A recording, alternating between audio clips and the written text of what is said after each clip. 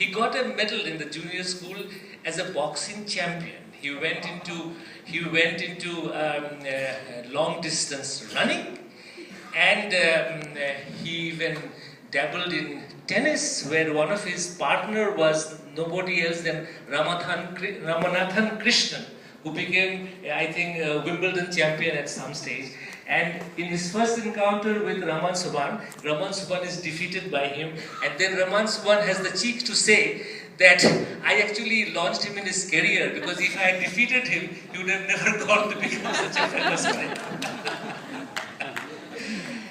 He spent his most formative years in the school, in a boarding school, St. Paul's, between 1942 and 49.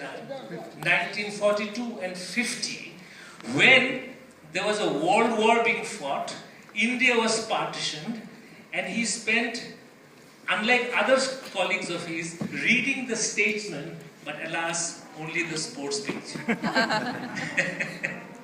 This is the the view of Raman Subhan we would have never have got. The memoir is a beautifully written book, so easy to read, unlike many of Sir's articles in economics. So here we are with the man, his ideas, his life, and the story he has to tell. Now, sir, one of the most powerful part of this book is his preface. And let me just read a part of it, which actually intrigues you to go on. He said that I had decided to work only in... no, sorry, this is not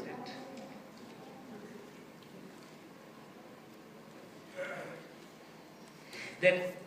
Why he decides to be in Dhaka. He makes that I thus chose to make my home in Dhaka, not out of any compulsions of circumstances, birth, or ancestral inheritance, but as an ideological decision to proclaim myself as a Bengali.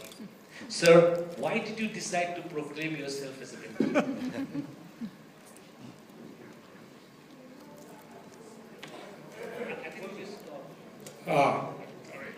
Well, it's not an easy question. I think this was a decision I took when I was at Cambridge, where I moved into the political and politicized phase of my life.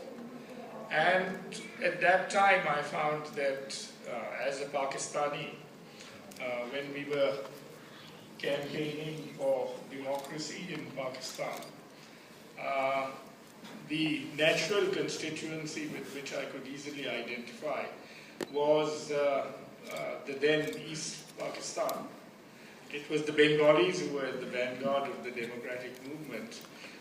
They had won the famous 1954 election through the Jukto Front, which had then been usurped by the declaration of Section 92A. And so therefore, for any engagement with the politics of Pakistan, one wanted to identify with the area where I would feel most comfortable.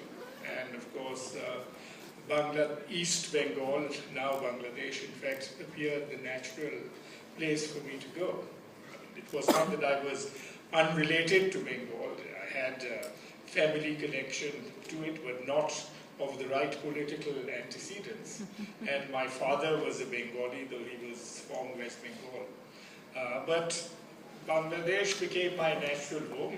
Kamal was already based over there. That was his home. And this was the place I thought I would fulfill whatever political aspirations I might have.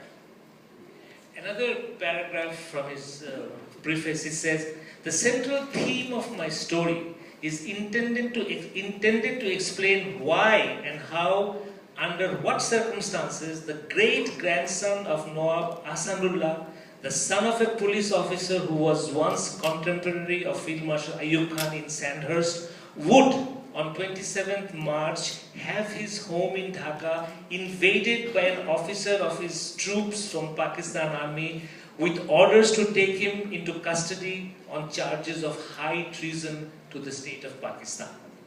Now, sir, You were recognized as a bit, Dr. Kamal Hussain, you have been his lifelong friend. His transition from, the tranquil and in a way, sort of happy-go-lucky young man who becomes the enemy of the state of Pakistan. Mike. You made the first point then about his choices. And the sentence I picked out from page 28 was, the subsequent story of my life will elaborate on this journey I made from my family inheritance to a life shaped through my own choices. Now, this is a point you've also noted, that how from a British product of a British public school during the British period, with boxing and the marathon running and so on, to the next stage, which was in the Chiefs College in Lahore, to Cambridge. From there to emerge in 61, as the person says, Pakistan has two economies. To have Ayub Khan on the next day say, no, Pakistan has one economy. So the whole debate then is Ayub Field Marshal Ayub Khan on one side, and in 1961, a young teacher in Dhaka University sharing the headlines. So that shows how his sensitivity to what he saw and the judgment that he could make. And basically, he has been on the side of justice all his life, as I've known.